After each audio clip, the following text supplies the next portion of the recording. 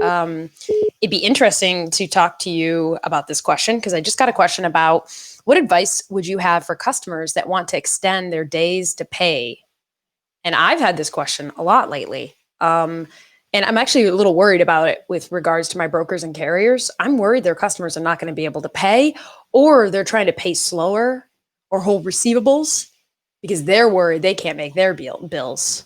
Are you seeing anything on your end, Angela? And if you're not, you can say it. I don't mean to put you on the spot. And Angela, by the way, you probably should introduce yourself to everybody too. My name is Angela Reese, and I'm with Cashflow Funding. So we're a factoring company. And I had the privilege of meeting Cassandra, what was it, a couple of weeks ago? Yeah, it feels like a while ago after all the coronavirus stuff popped up. But yes, we have been seeing some of this already, unfortunately. And it's either people are saying, hey, we're still making payments as normal. We want to try to get you set up to pay electronically. We don't have those details, we don't have already have that set up with you. Can you send us that so we can get it set up? And then you have the ones that are like, well, we can't pay for a couple of weeks. We're going to have to get back with you. And those are obviously the ones that we're concerned about. Yeah. It's going to be a challenge, in my opinion, because a lot of people don't have the resources to work remotely and haven't got that far along in the process yet. Yep. So there are going to be payment delays. But I hope that's not consistent throughout the industry because it is going to cause a problem. Do you get that vibe that anybody's withholding payment because they have the money, but they're just scared and they want to hold on to their cash right now? I've only gotten that vibe from one person, and it's actually a person that was already having difficulty who had just started making payments again. And they're saying, they're not going to be able to make payments for a couple more weeks because they've had some exposure to the virus and they're shut down running limited operations. So they're kind of sitting on whatever cash they have until they regroup in a couple of weeks' time. Yeah. Most people aren't like that. Most people are paying as normal, maybe a few days delay because we're trying to coordinate how to get back into the office for those people in those states where they were supposed to not be working. So they're trying to coordinate all of that. So it's a little delay. Okay. So you are seeing this. And for those of you just joining us, I'm with Angela and she's with, we met at a conference in Chattanooga and she's giving us a little bit of her insights with regards to what she's seeing because she runs a factoring company. Angela, what's the name of your factoring company again? So it's Eagle Business Credit, and we do business as Cashflow Funding. That's how most of the brokers in the industry will know us by. Oh, cool. Very cool. Thank you for giving me a call. I really appreciate this. And I actually got to use your knowledge because Angela's seeing similar things that I'm seeing where people are, I'm a little skeptical. I think people might be withholding payment because they're afraid. Mm-hmm. And I don't blame them. At the same time, though, you've got to take care. That feels very short term. Doesn't it? Like in my mind, I'm thinking if I have a customer who can't pay right now, but I know they'll be a good customer in the future. And once we get through all this coronavirus business, does that mean that maybe they will be more loyal to me because I was a little bit more forgiving? True. I think through that. And then on the other direction, though, do I want to keep working with them?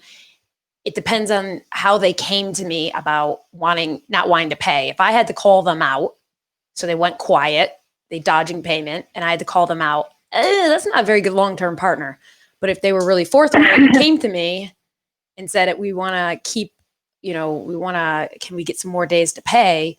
I think of the longevity of the relationship. Do you have any thoughts on that? Well, I hear what you're saying, but I think, as a lender, the lenders aren't going to tolerate a lot of That's so true. Stretch payments out there in the industry, and we're going to start pulling up on our lines and not offering funding to the truckers, which is going to create a whole nother issue. Yep. But at the same time, we're here to help as well and, facilitate what they're trying to do in the industry. So it's a hard balance. And as long as we have open communication with everyone, I think, we can get there. But if you just, shut down and don't communicate what you're doing and don't make any payments, then I don't see I don't see anyone supporting you, much less the truckers doing it on their own. Yeah, I don't Because either. they're going to need to get paid.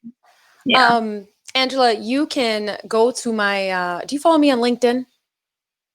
I do, yeah. Okay, awesome. I just made a post and you can click on that link and it'll lead you to Vimeo where you'll find this live session. You also can find it on YouTube or on Facebook. And Angela, if you don't mind, wherever I posted it, if you could post on my LinkedIn page or on my comment, if you could post your contact information for those people who have more questions for you, because it's really good that it's really weird timing that you called me.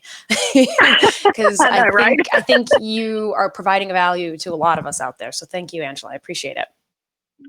Well, thank you. And I will join you on LinkedIn. Awesome. See you soon. Bye.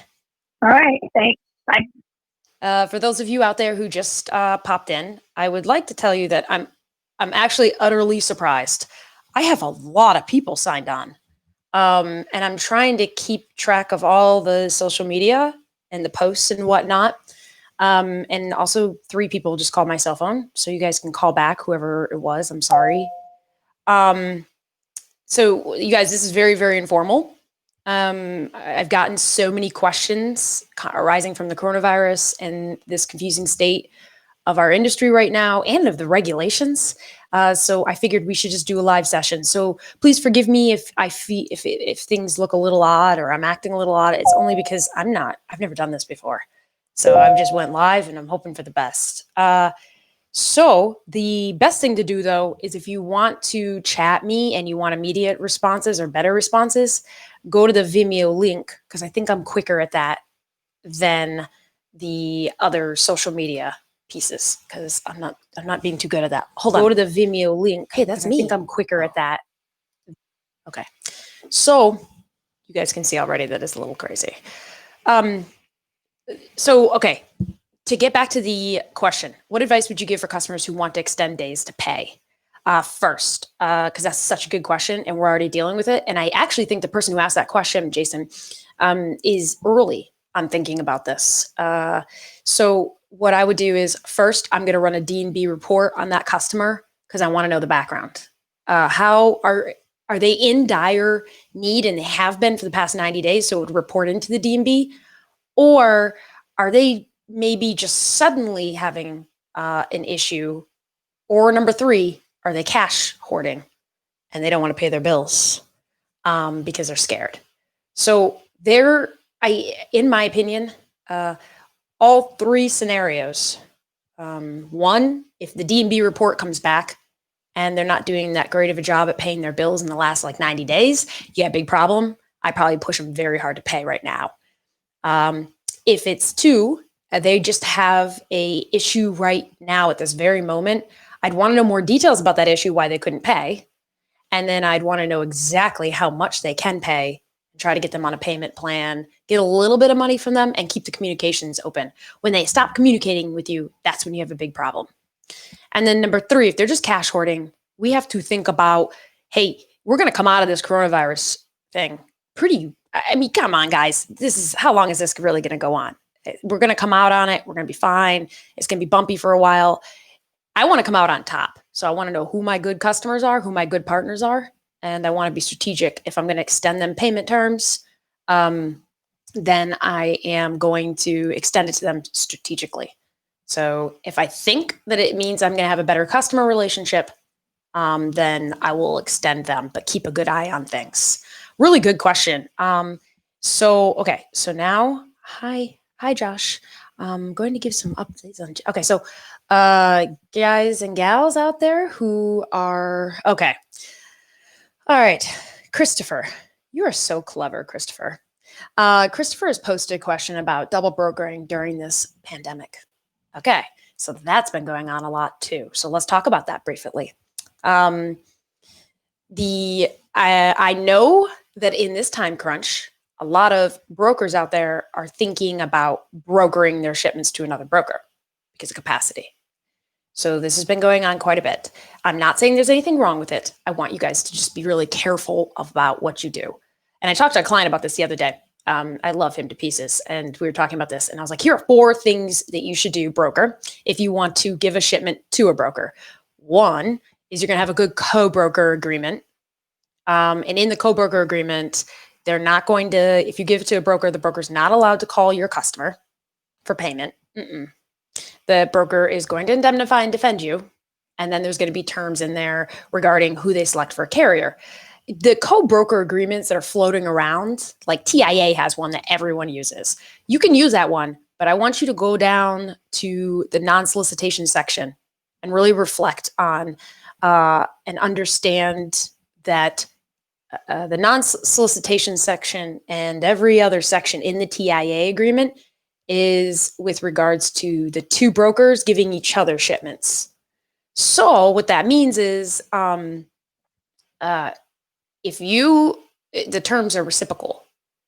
And so if one day the broker gives you a shipment, the terms that you imposed on that broker will be the same. Sorry, there's a little rant there. Just be careful, okay? So number one, have them sign a contract. And for those of you just joining us, which are a lot, we are talking about how to properly broker a shipment to another broker, because it's happening right now. So let's do it properly. One is get a contract. Two is you want to ask the other broker. Hold on, no joke. My cat is meowing. Told you guys it's going to be informal. Okay. So the other piece is you want to ask questions of how that broker you're going to give the shipment to, how they vet carriers. You want a copy of their carrier contract. You want to look it over. And then you also want to know how they're vetting insurance, carrier insurance, because they could be just getting the insurance certificates directly from the carrier. Yeah, from the carrier, and those can be falsified. So that's usually the big second step. The third step is you want to make sure that you are in communication with the customer at all times and the broker's clear that they're not communicating with the customer. And then there's a fourth that I can't remember at the moment. Oh, never have them active in your TMS. Never have a broker active in your TMS. I know you enter them in there as a carrier, but they're going to be inactive or on hold status, never active. That way you have some control over who's giving a shipment to who. Another question that came up regarding brokering, because a lot of people are looking to brokers to help them move loads right now. So there's 2 points I want to make. One is the difference between broker to broker relationship and a co-broker relationship, or double brokering. So let's go through the definitions really quick. So double brokering is when a shipment has been given to one broker who then goes and gives it to another broker. And co-brokering is that exact same thing.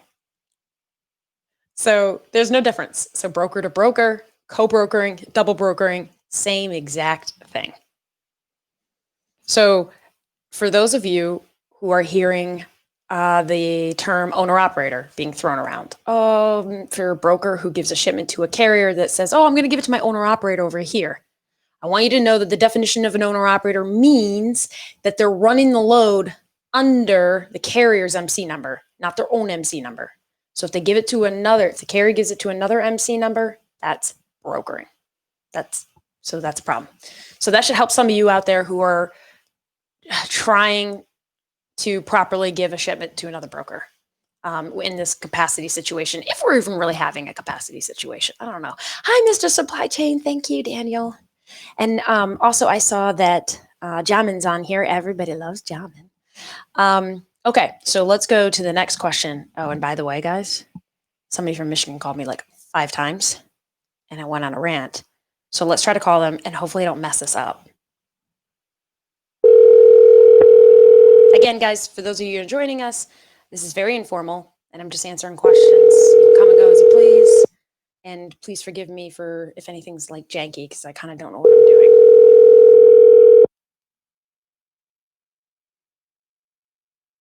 Okay, you snooze, lose. Let's go to our next question. So let's talk about closed borders and the concern over closed borders of the states and also shutdown states. So the question that's been coming up frequently over the last few days has been, is it okay to send my driver or to send a carrier into a state that's in a shutdown status? My answer is yes, that's okay. especially if they're running loads that qualify under the hours of service exclusion. If we recall, those are usually medical supplies, hand sanitizers, masks, gloves, and food and grocery goods and paper goods, and any material to make thereof. Toward the end of this session, I'll go through the hours of service exclusion again for those of you who have questions, because I know there's a bunch of you who have questions. So let me just make sure that I refresh the pages. Service exclusion again for those sorry of you who have guys, questions. That was YouTube. And again, I'm just a newbie. I'm just a kid here. And I just want to make sure that everybody's getting the appropriate attention and I'm not being exclusive here. Okay, so let's go over these closed border issue.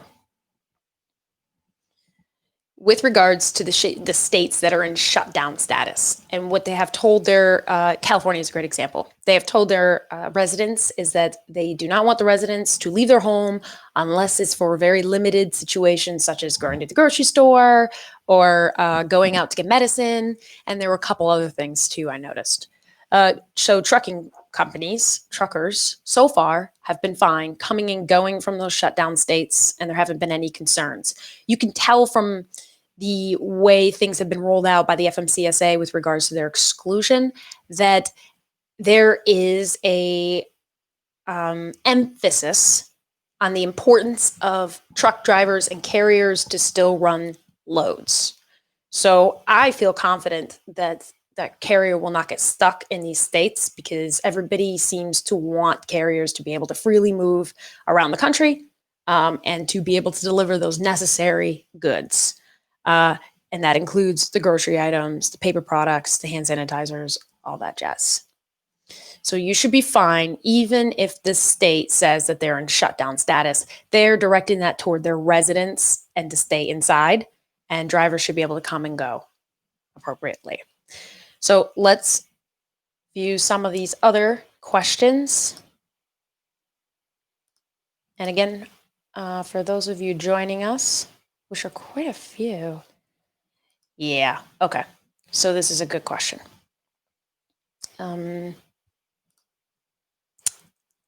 See, that's new, guys. I just learned how to do that. Okay, so I'm like a child. Okay, so just double checking Facebook. Are you seeing the contracts have language that allow rates to be adjusted because of the coronavirus?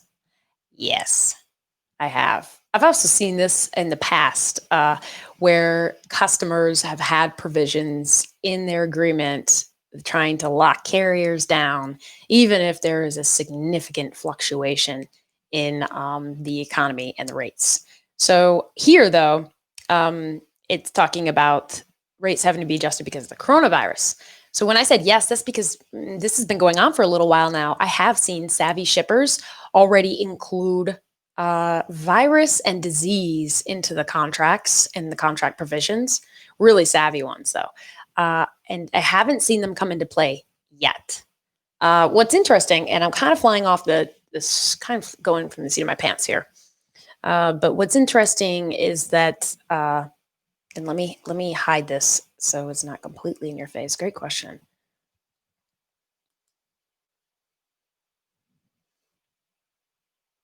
Many carriers and some brokers are trying to scan their shipper contracts to see if there's a way they can get out of their locked down rates. This question has come up a couple times as well.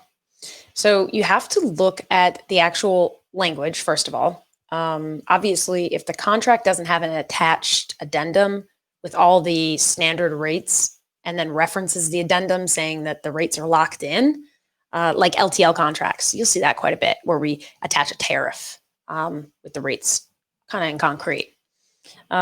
Those ones are hard to get out of if we have a tariff attached to the contract and the rates are already there. Those are a little hard to get out of. Some people have asked me, what if I said that the force majeure provision, would that help us? And that one's a hard one. I'd have to see the force majeure language of the contract. I'd have to see the surrounding provisions of the contract. But off the top of my head, the only way I could maybe see the force majeure coming to, no, guys, I don't think it would help with rates. not with rates. It's more as though you can't perform because there are literally no trucks out there to run the loads because of this unforeseen circumstance, which can be argued because this kind of been going on for like a month now.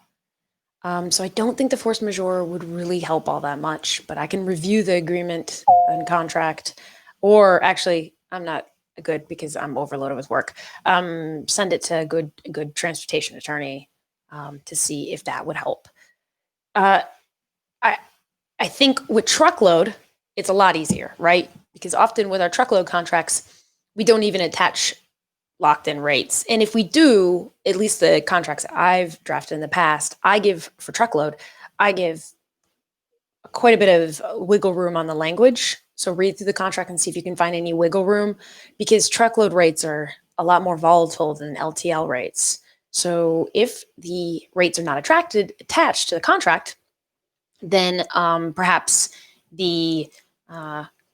just the spot rates where you just email somebody their quotes is what applies. But this is a much harder question to answer without me actually seeing the language. But I see where everybody's head's going and trying to figure out how to do this. So let me go back to chat.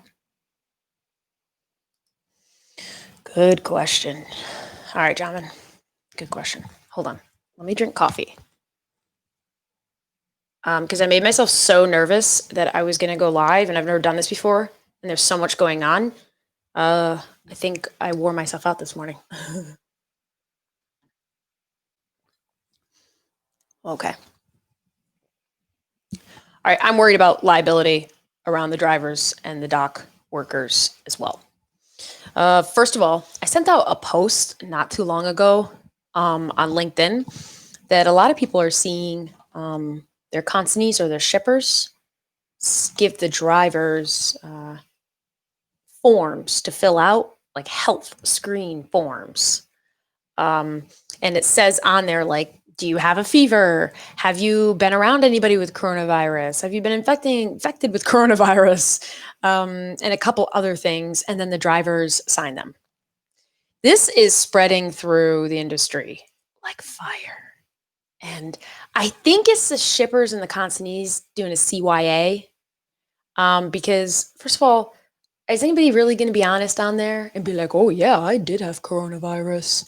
And then the other thing is, I'd be a little worried if I was a shipper or a consignee having that form, because what if they did say, yeah, I have the coronavirus and I have been around somebody with coronavirus. And in fact, I do have a fever, but I'm still going to help you unload your goods. Do you think anybody's really going to review that form, or the workers that are in charge of administrating that form just handing it out?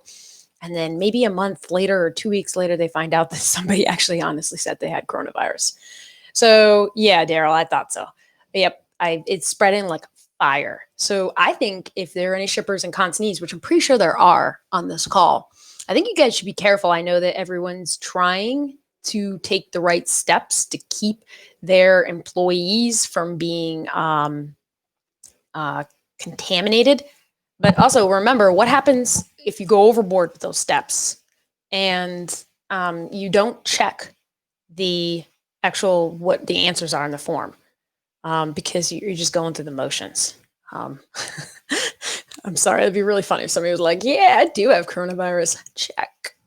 Okay, so that's one thing that's been a fire. And John, I'm going to lead up to the answer to your question in just a minute, but I'm getting there because there's all these things in the way to getting to your answer, because there's so much has been going on. So those forms are a big thing. And if you can, by the way, especially to my drivers out there and my carriers, if you can just tell your drivers when they see the form and they fill it out, can they take a picture of it and email it into their driver manager or ops manager or something, so we have it on file? And the other thing I'm worried about is that shippers on the bottom are going to put or consignees are going to put a lot of contractual terms down there that says, like, you're going to indemnify and defend us if we get coronavirus from you, which I don't know how they would trace back, but allegations keep lawyers with a job. So here's the other thing. So yeah, good point. And then here's the other thing. We're supposed to be in a time, really good point. We're supposed to be in a time where truly, guys and gals, we want to be taking care of our drivers, and to treat them like crap when they show up at the dock and force these forms on them. And and there are consignees and shippers that are taking drivers' questions, driver's temperature, by the way, because I just saw that message. Yeah, they are. And so that's weird. If you have a situation, so I have the exact reverse going on in another world of mine, where the drivers are not even being allowed on the docks, they're not being allowed out of the trucks, nothing. It's just pure containment. We will unload, we will load, you get away, right? That's kind of not new to us, though, because they do that to us at a lot of facilities. So in that scenario, the thing that worries me is that some of the consignees and shippers won't even allow the driver to sign the BOL, and they don't want anything to do with the BOL. They're like, oh, you've been holding on to that grubby thing for a week. I don't want it. Keep it. And so the driver's just sitting there with no signed BOL. So in that scenario, I was thinking that the best thing for us to do is have the driver take pictures if he or she can. Even any pictures, like here's a picture of the dock I wasn't allowed on. I'm here. I delivered. Here it is. Do the best you can. And then write on the BOL that you were not allowed to get anywhere near the dock, and the consignee refused to sign it, or the shipper refused to sign it. Right on the BOL because that will help us when we have to deal with cargo claims. And for those of you out there, I see a big cargo claim mess coming our way for next week. So I strategically next Thursday have a cargo claims course. This one is actually, you have to pay for though, because it's gold. And you can look at my social media and find the information on that course. And I'm going to roll out many of those courses because we're going to need them over the next month, because we're going to have cargo claim. It's going to be cargo claim hell. So let's talk about liability with regards to the dock workers getting sick and whatnot, because that is quite a bit of concern. And I saw that too. So somebody just messaged saying that my driver asked for records of all the temps of their employees today.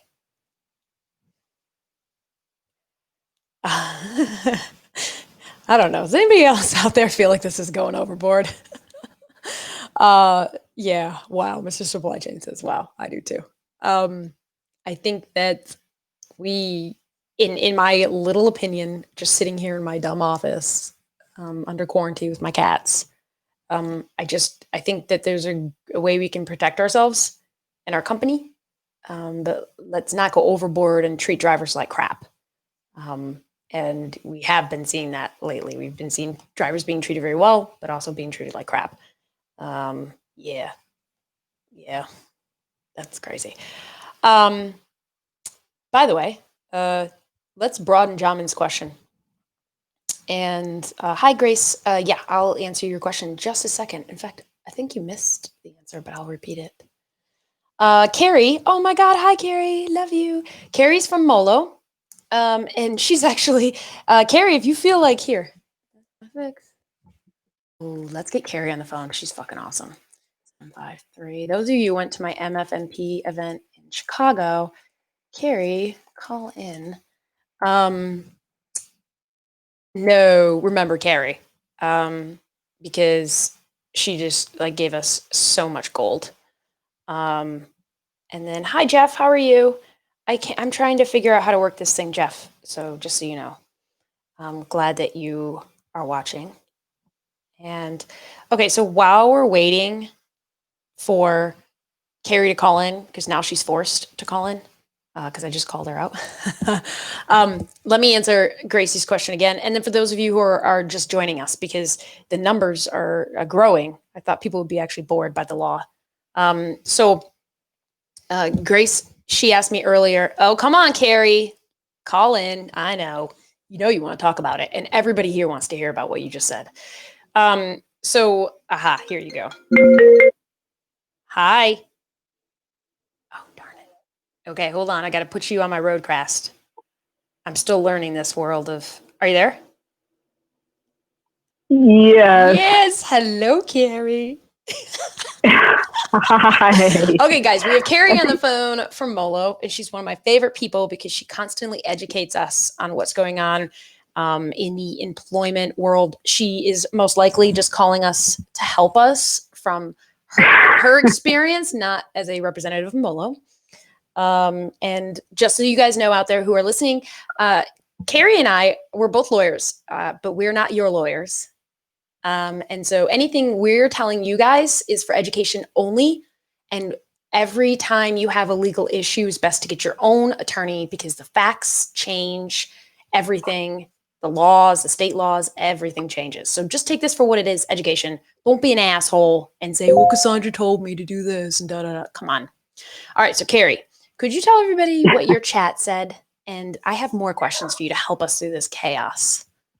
Yeah. And, and again, I appreciate the disclaimer because, I do have a fair amount of experience in the employment law world, but this is also like not my area of expertise, especially when we're dealing with a pandemic on our hands. But the EEOC did issue a guidance regarding how employees should address this in terms of their employee relationships back when the H1N1 outbreak occurred. I think that was back in about 2009 when that went down, and that's available on their website. They did recently issue an order or a statement saying that same guidance would still apply to the COVID-19 outbreak as well. And it's a really good resource because in there, it kind of lays out what employers can and cannot do, specifically regarding if they have an employee that appears to be sick, if they have reason to believe someone's sick, but perhaps is not displaying symptoms, or what they should do to sort of protect their workplace as much as possible. One thing that did occur recently that I saw is that depending on the circumstances, the EEOC did say that conducting a temperature check of your employees could be allowed under these regulations. Oh, wow. Really? Yeah, I was very surprised at that as well. So I kind of need to look and see how this is going to evolve from them. But I think it sounds like a lot of carriers or larger carriers with multiple employees are certainly trying to play it safe by conducting those temperature checks. My concern, and I don't know if you can speak to this, Cassandra, is I have no idea where receivers or co-signees are getting off checking the temperature of drivers that they don't employ. That's unreal. And I think that they're doing it just if you want to be on our docs, if you want to do service with us, you have to concede to let us taking your temperature. It's unreal. Yeah, no, certainly. But again, what you were saying earlier, I really don't know how that is going to help them because you're right. What do they do with that information? Right. And how much liability do they open themselves to? It's so true. And then what if they didn't check somebody and they already created that policy and they didn't check a couple of the drivers because they got busy? And I don't know how you'd link it back, but this is all chaos. I mean, I agree. When your friends and family, because I know they are, when they're calling you and asking you what they should do as a business owner or as a manager, oh God, I'm so glad you called. One is, I'm so glad you called. I'm sorry, Carrie. I owe you big time for this. Oh my God, dude. I just wanted to make one point. Too bad. I saw gold. And so when you want to screen all your employees, or you want to know whether or not to send them home, like what has been all your advice to all this in general? Like how to treat employees and what to do if you think they're sick? So there's a couple things that intersect here, because I'm based in Illinois, and so I have like 4 different types of laws that I have to take into account. So we're talking like federal, say like EEOC type stuff. We have state law. I have a county ordinance, and I also have a city ordinance that I have to make sure that we're in compliance with. Yeah, and that's pretty much in regarding to sick pay. Frankly, I have relied on, and I would recommend people to look at that EEOC guidance about what they can do if there is an employee exhibiting, symptoms, and that has to be relevant symptoms too. So I think we're all understand that symptoms of COVID-19 include like that dry cough and a fever and things like that. If you're exhibiting, flu-like symptoms, or maybe you just have a cold, that might be kind of a gray area. But based on what I've seen, if you're still in an office environment and there is someone who is exhibiting COVID-19 symptoms, you can send them home. Okay. And frankly, to the extent that people are able to work remotely, obviously that's going to be the best way to do it. And that's what we've been doing here. I mean, it was very, very chaotic, as I'm sure you all know, but to the extent that you can be doing your job on your kitchen table, which is where I am right now, that's the way you should actually be doing it. Question for you is that what if I have asthma? And so you're just telling like, let's say in this imaginary situation, you are the employer and you're told everybody, all right, we still have to work in the office. And then an employee comes to you and says, I have asthma. What, like, how are you handling that? If you're like educating one of your family or friends or something like that?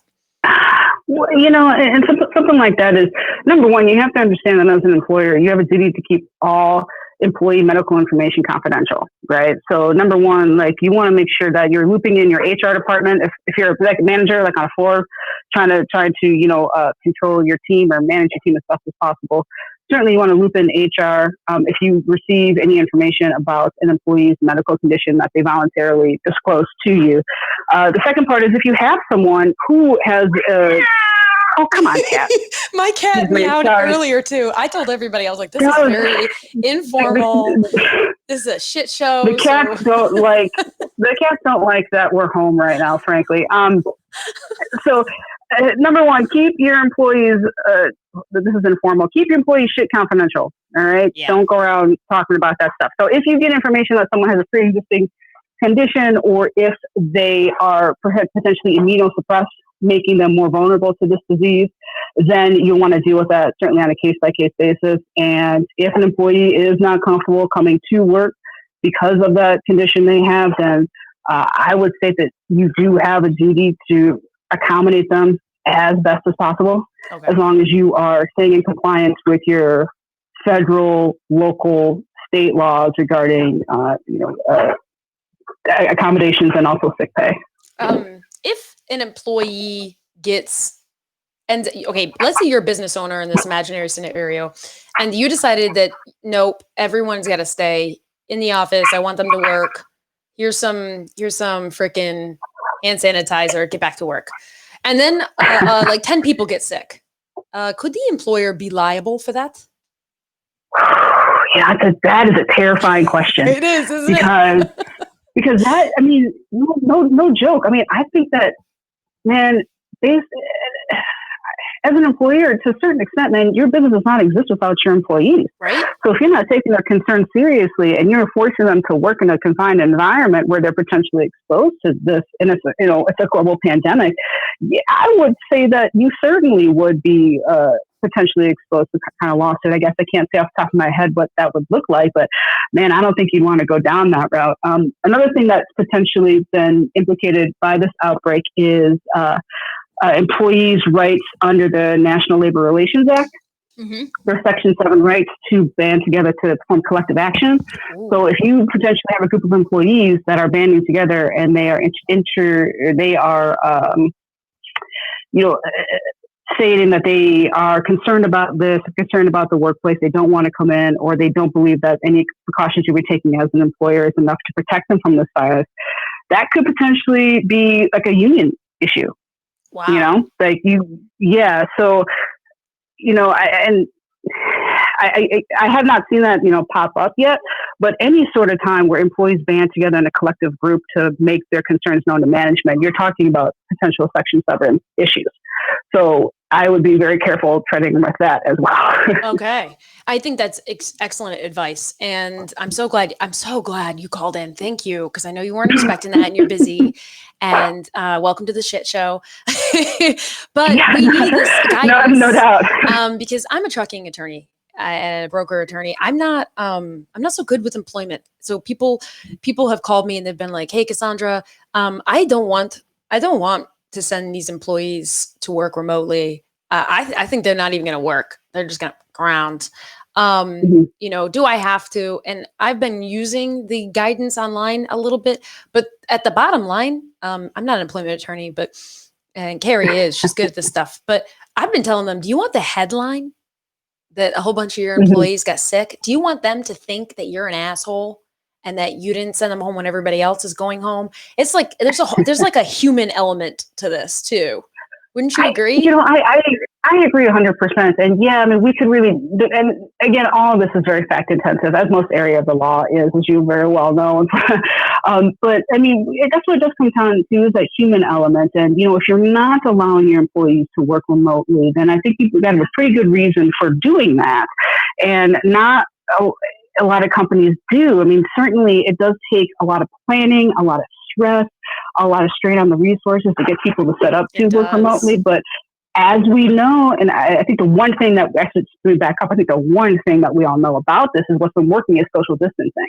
So having people come into an office is overwhelmingly, I think, a bad idea. And if you do have people come into the office for whatever reason, again, it depends on specific industry, so I'm speaking very, very generally here, but if you're having people come in, I think engaging in social distancing to the best of your ability is again, your best bet. Like, put the desks far apart, lots of hand sanitizer, lots of cleaning supplies. And if someone exhibits symptoms, send them home, let them go home, and pay them, frankly, pay them. We had some, I think we might have had some scary numbers come out today that talk about the number of now unemployed people in this country from all this too. So, and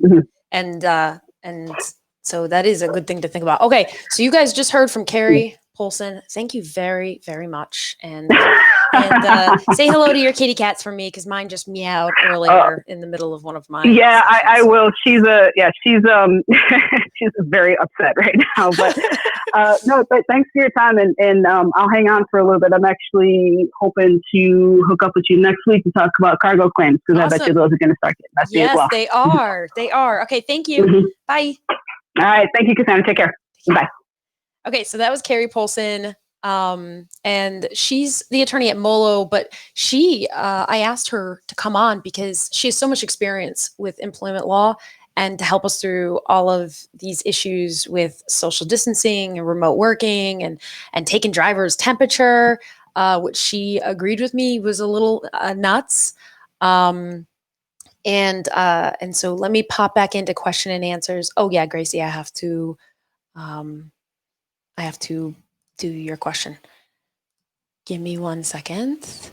Let's hide this. So she just asked, are you guys seeing that I'm getting good at graphics? I learned how to do it. And now I'm like, yeah. Okay, so since I did this for free, I have to make sure I promote my cargo claims training next Thursday.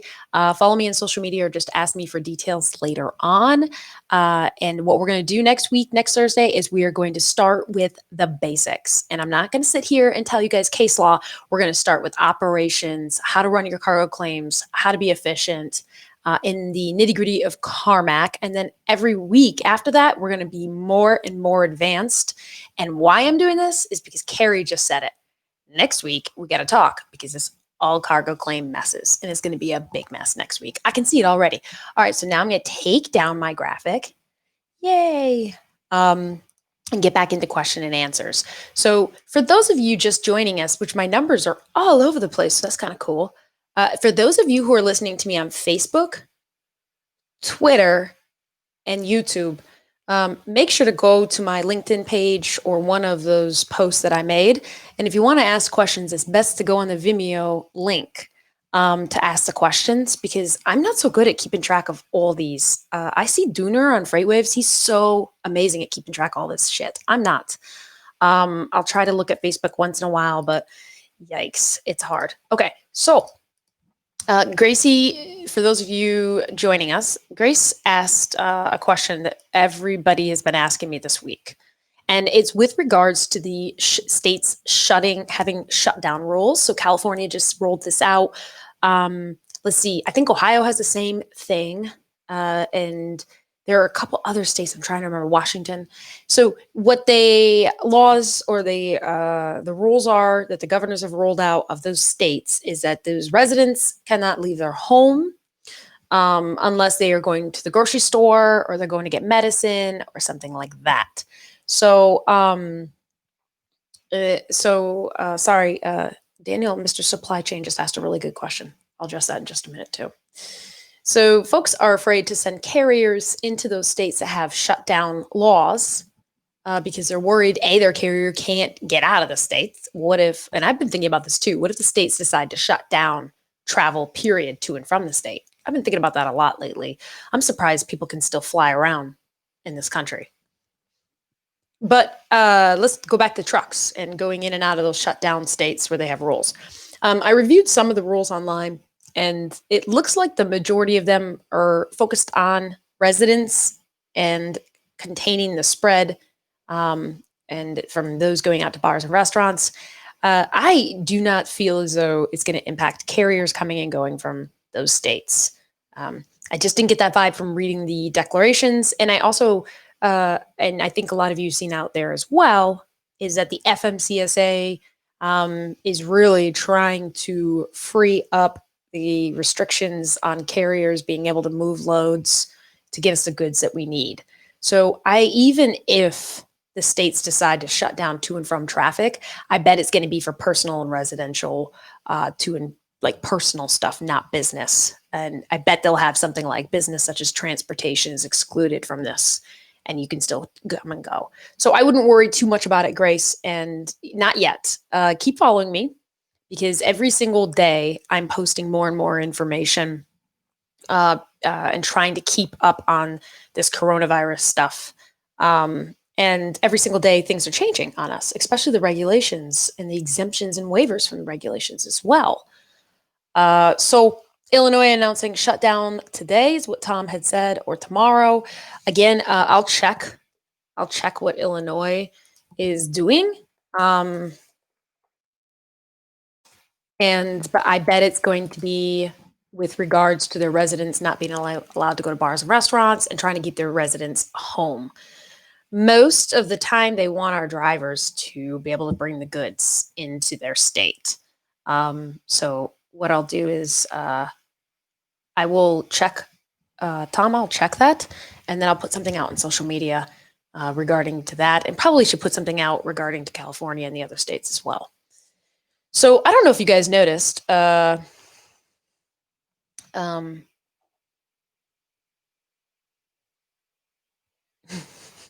I'm sorry, I was just looking at Daniel's message. Okay, so for those of you who listened to Carrie's amazing advice earlier, Carrie's an employment attorney, and I got so lucky to get her to call in. And she had talked about, while she was talking to us, her cat meowed, and Mr. Supply Chain says they're not pets, they're coworkers now. Sorry, that's super cute. So I don't know if any of you guys have noticed, but I wanted to pull this up on my other screen. I have like 20 screens going on here. Because there's so much I wanted to tell you guys. How much time do we have left? Okay, so what I did was I pulled up the frequently asked questions. Did anybody see this? So last night, of course it doesn't work. Last night, and I've been keeping an eye on the FMCSA lately, and I've been like watching their website because it just feels as though they've been producing a lot of stuff that, oh, fuck it. Let me pull it up out now. She's the worst coworker ever. That's funny.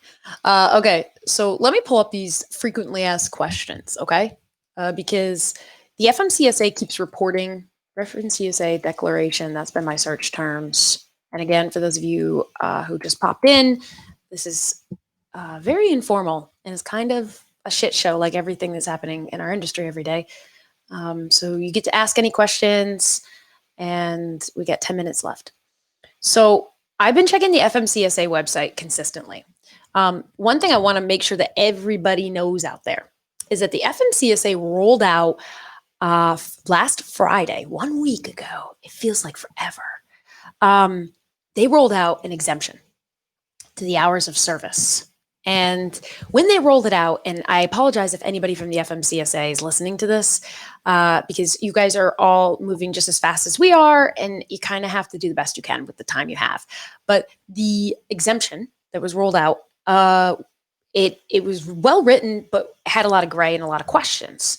So I tried to roll out content over the weekend and throughout this week. But then suddenly the FMCSA expanded the exemption. So I want you guys to know, go on my LinkedIn page, and Lean Staffing, thank God, felt bad for me because I was working for free doing all this shit. And they paid me to create a cheat sheet for you guys, an hours of service exemption cheat sheet. Go find it on my LinkedIn page. I'll email it out to everybody here today. It really helps. And I want you to know something. So tons of people out there are still using the exemption that was released last Friday. And I mean, they're like vehemently arguing with me about exclusions and this and that on social media. And they have the wrong exemption. It's been expanded. Mixed loads are allowed now. And it's like paper products are included in there, grocery items. They expanded it to distribution centers. So like, go find the lean staffing on my page, the lean staffing and lean techs hours of service cheat sheet. It took me forever to make it, but I made it. So it was drilled down to exactly what you needed to know. Mixed loads are allowed now. And it's like paper products are included in there, grocery items. They expanded it to distribution centers. So like, go find the lean staffing. I don't know where that's on my page, the lean staffing. I don't know where the fuck that's coming from. Okay, so this time it's not my cats. Okay, so here's the other thing I want you guys to know. So the FMCSA also, give me 1 second. Is it still going? Okay. Oh my God, Tom, you are so right. Stick to the known rules. I mean, let's take a step back. You guys know the folks who follow me is last weekend when I was having a heart attack because the FMCSA released this waiver and everybody was like, woo, no more hours of service, balls to the walls, we're gonna run some loads day in and day out. And they were, and you guys, even if you're laughing at me, you know they were 100% going that nuts, and they still are. And I kept telling folks, make sure that you follow the regulations, even if they are waived. Because if you're tired and you get in an accident, you're still liable. And if anybody has seen all these freaking big verdicts, you know what's at risk here. Safety first. And if you don't care about safety, for God's sake, remember liability.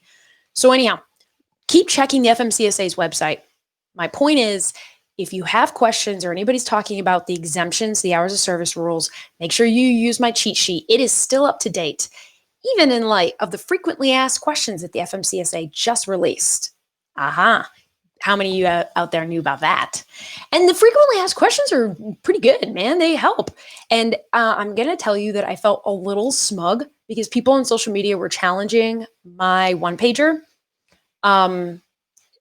and challenging some of my statements because unlike other folks who put out legal interpretations of the exemption, I didn't just regurgitate what the FMCSA said. I actually put it into application. So some of the stuff I was flying by the seat of my pants. I mean, I didn't quite know, neither do you guys. We need to know how to execute on this if we're going to execute, which I don't think you should. I think you should just run the loads. So first know that there is a old hours of service exemption out there from last Friday. Look for the expanded one. I don't think you should fuck around with either one of them. Oh, look, Frank's calling. Hi, Frank. Let's put you on road. Okay, can you hear me? Yes, ma'am. Awesome. I was just going on a rant about the hours of service. And hold on 1 minute, Frank. And everybody out there, make sure you look at the frequently asked questions. They help a lot, in addition to my one-pager. Okay, now we have Frank, who's joined us today. And Frank, tell us where you are right now, because Frank and I have known each other for years, and we're good buddies. And he had some good questions, and I said, just call in. And while you're telling us where you are, I'm going to put on a graphic, because I know how to use graphics now. I'm going to put on here, Frank. Okay, go for it. Where are you now? So I am at Trend Transport. We are a asset light freight forwarder based out of Southern California. I work from the East Coast, so I am not able to enjoy all of that wonderful weather. But we're relatively, we're kind of a startup, if you will, in the space, but we're coming in with some people with a great deal of experience and getting everything moving. So it's been quite exciting and a lot of fun. What are you seeing out there right now with regards to capacity and any frustrations or anything like that? I'm seeing, obviously this week things have really kind of flipped around a little bit here and there. Probably the biggest thing I've seen is there's a lot of our partners that aren't quite sure how to handle operations when for example, California, Governor Newsom last night put through his order telling, all non-essential people to stay home from work. And what we see, especially when you're dealing in like consumer goods, everyone kind of gets the idea of your groceries, your medicines, medical equipment, things of that nature being crucial for day-to-day living. But when you're dealing in things like, furniture, bedding, stuff like that, those operators are going, hey, man, I think I should just close up for a little bit. And, I've been going through, I've had several people internally and externally reach out to me and say, how exactly do I even look at this? So I've had to go through and check everything. And that's actually one of the questions that I do have for you. I have a three-part one, and I will confess none of the three parts are actually related to anything with each other. It's my fun way of getting three questions for one. Awesome. We've been talking about this quite a bit, Frank, and I'm glad you called in and you gave me that example, like a shipment of furniture. Because in my mind, I've been solely focused on all the commodities that are like to refill grocery stores and all that jazz.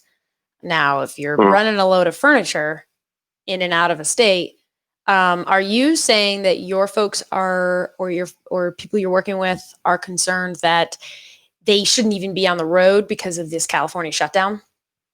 So take California as an example, or Pennsylvania, right, is another one. I have a great partner that does some stuff for us. There's a shipment going to Philly today, and first thing this morning, got an email, and they said, "Hey, man, they locked everything down in Philadelphia. We're not allowed to do the deliveries. I'm bringing the freight back to my warehouse." On the bright side, we've actually executed a wonderful solution for the shipper and the consignee on this. So that's great. But again, in that going through and looking up what Governor Wolf in Pennsylvania did, they actually produced their own list of essential versus non-essential businesses. And it's got a nice little chart, and it tells you yes or no in whether or not you can continue to operate. And transportation, truck transportation, general freight trucking is listed as yes.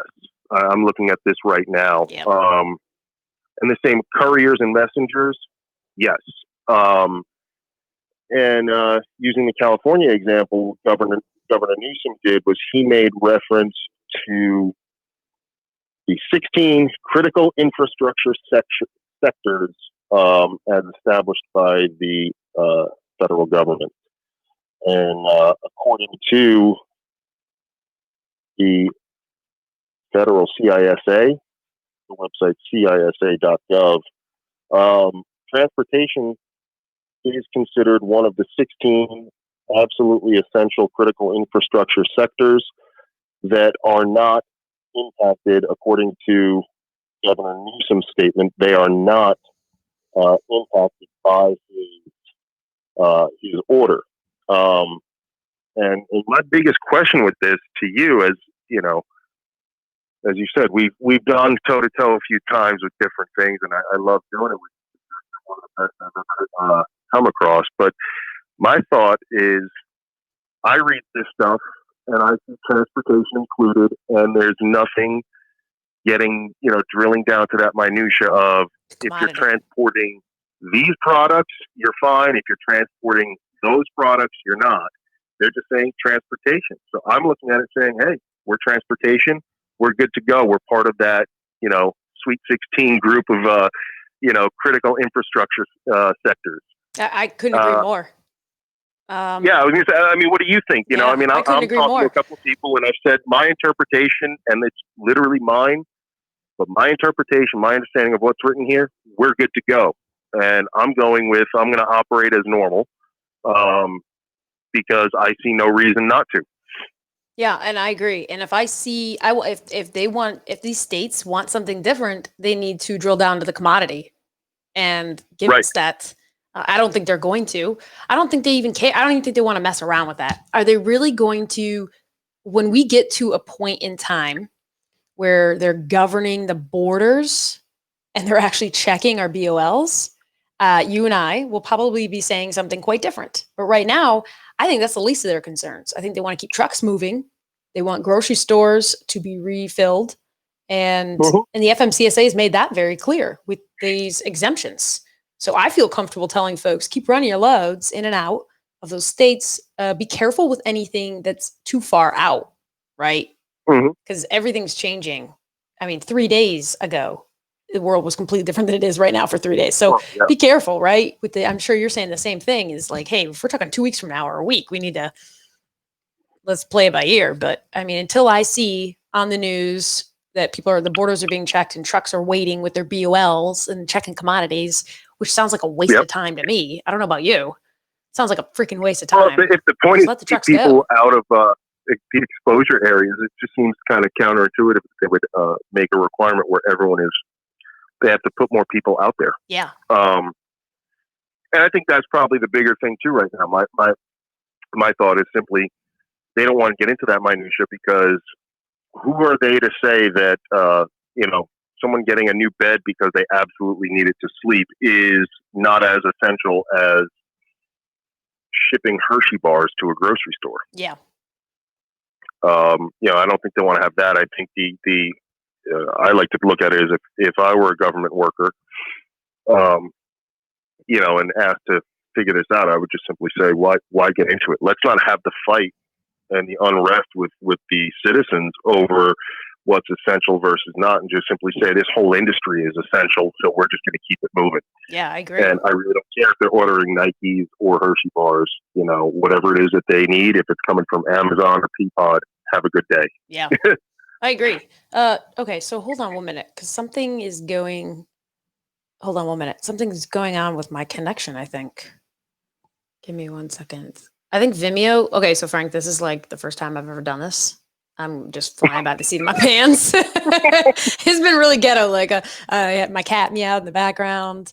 So it's all good. Hey, right. Can we fix the? I'm just looking at the thing legal. On. Give me 1 second, because it looks like for some reason it looks like I don't have connection. Do you see connection?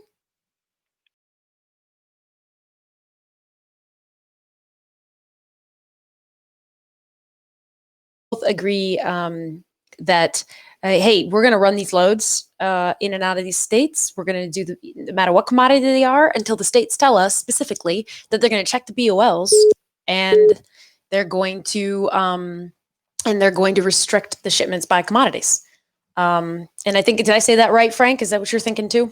Yeah, that's what I'm looking at. The only other hitch in that for me is simply if I've got a partner, who, for whatever reason, kind of says, hey, I appreciate your interpretation, but I don't want to risk it. I'm not going to force them into anything. Yeah, because it is still a risk. We'll find another solution. We'll fix that for our customer, the shipper, and for the end users. I'd rather deal with that than, the other headaches of that can come out of a disagreement over whether someone can or should operate in the current climate.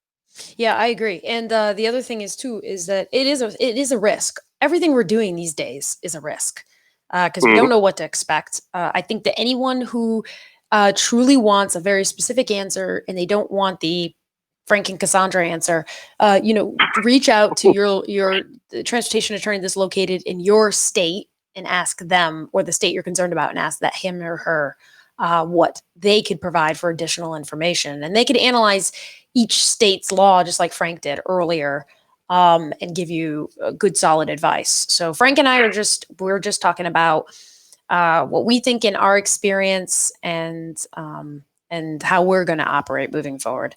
What was your second question, Frank?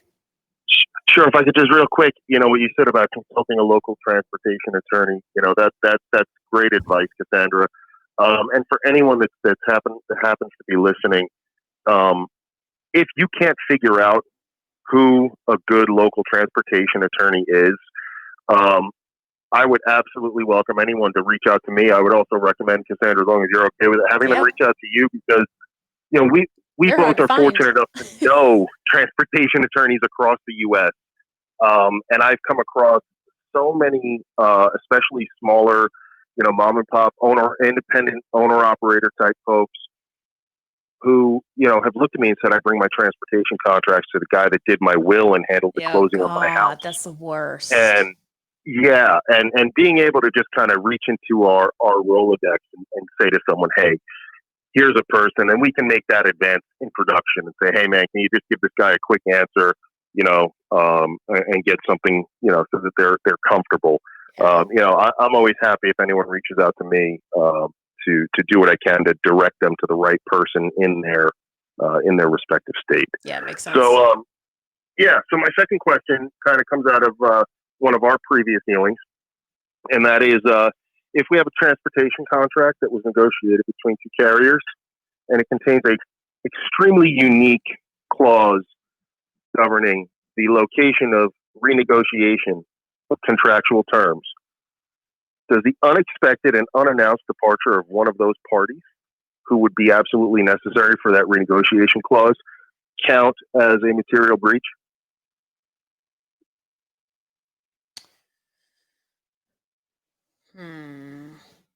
No.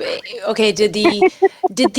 Was there a clause in that contract that said the partner has to be in this location, the one who left? If my memory serves, I think we both did the great lawyering thing of keeping it sufficiently vague, but knowing exactly what we were talking about. Yeah. So I think in this one, I know the answer will probably be no. Right. It's probably that we'd have to make sure that person's identity was suitably clarified in the contract, so Maybe, that but with lawyering, you can argue lots of stuff. I mean, I can argue whatever I want. It's best. You can argue lots of stuff, so I would have to see the language and the agreement. But I mean, you might be able, if you need to, you might be able to poke holes in it. But it sounds like the answer's no. Yeah, probably. All right, here's my last one. Mm-hmm. This is my fun question for the day. Cassandra, a penguin walks through your door wearing a sombrero. What does the penguin say to you, and why are they there? I don't know what. What? It's not I don't even have an answer. It's apparently an interview question that like Google and other tech companies have used. Really? And I thought it was just hilarious and figured if I'm going to get. Oh, I thought it was like a knock joke. This is like for real. The penguin comes in to the bar. The penguin's wearing a sombrero. And the question is, what does the penguin say, right? What does the penguin say, and why is the penguin there? Damn, I'm not. Okay, the penguin's on vacation. That's clear. Okay. I mean, God, the penguin's on vacation. And the penguin's like, where's the beer? Where's the, no. Where's the cerveza? There you go. That's as good as I can come up with. Why? What did you come up with? Oh, gosh. I don't even know. I think I'd be more shocked at getting asked that question that I'd probably respond initially with, are you on drugs? Me too. And I'd be like, I'm in an interview and I'm nervous. And now you're asking me this weird ass question. What? No. What? No. And also, if an employee could answer that question really, really well, I hope you're hiring them for a sales position. Yeah. I think I know a couple of guys. You and I probably know a couple of folks that we could definitely answer that question. Daniel says, Mr. Supply Chain, he says, I hate those questions. Always make me wonder about how you defend an employment choice based on these answers. That's what I was just saying. Like, are the interviewers trained psychologists? That's exactly what I'm saying. And also, like, why are you being so tricky? Is that your whole corporate environment, is to be tricky and ask those weird ass questions? Why can't we just be real with each other and everybody be honest and you figure out whether I should work for you? Weird. Oh, come on. That would make life easy. That would make it too easy. Franks, thanks for calling in. You mean hire people based upon the fact that they can accomplish the job, not on whether or not, they check a box that you like? Yep. Come on. And they answered all your questions and they successfully got through your situational based questions. Oh my God. I hear you for sure. Okay, Frank, thanks for calling in. And also, I'm really glad you asked about the very first question was actually something that someone else wanted addressed as well. So it was perfect timing. No, it's a tricky one that's out there, and I've if I hadn't fielded 3 or 4 phone calls today from various folks on it, it probably never would have crossed my mind. Yeah. And just for those of you out there, just remember, I mean, you could ask Frank and I the same question 3 days from now, and we might have a completely different answer. So we're all kind of flying by the seat of our pants here. We are. This is uncharted territory for so many of us. For sure. As a nation, we've never actually had to face something like this before. And it's going to push the boundaries of a lot of things. So I appreciate the advice you've given out to folks, especially on the hours of service things, not getting too crazy. Yeah, be careful. Still get sued. Because, the last thing you need is to have a mishap. But, we got to do what we got to do and operate accordingly. And, it's transportation and trucking and truck drivers and warehousemen. These are the people that are going to not just carry us out of it. They're going to, run us out of it like no one has ever seen before. Yeah, they are. And, they are. You're right. This is pretty impressive. I think it's going to really show a lot for what our sector does. And I'm certainly, like you, always proud to be a part of it. Thank you. Thank you for calling. I appreciate it. Good talking to you. Thank you. Take care. Bye. Okay, so now, Carrie, such a good point. Carrie says, I hope job searchers also turn this pandemic on its head. Ask potential employers how they protected their employees during the coronavirus outbreak. Boom. That is a really good point. And I hope people do ask that question because that's a really good question for your potential employer. Okay, so for those of you out there, I got a lot more volume than I ever expected. I truly only thought like my friends and my mom would call in. So this is a lot more. So I'll send out another invite and we can do this again, next Friday. And for those of you out there, hold on, I got a graphic all set up because my husband gets mad at me that I do this stuff for free. So I put in my cargo claims training next week. It's going to be badass and it's not for free, but it's going to be badass. And I'm going to train y'all how to get sharp on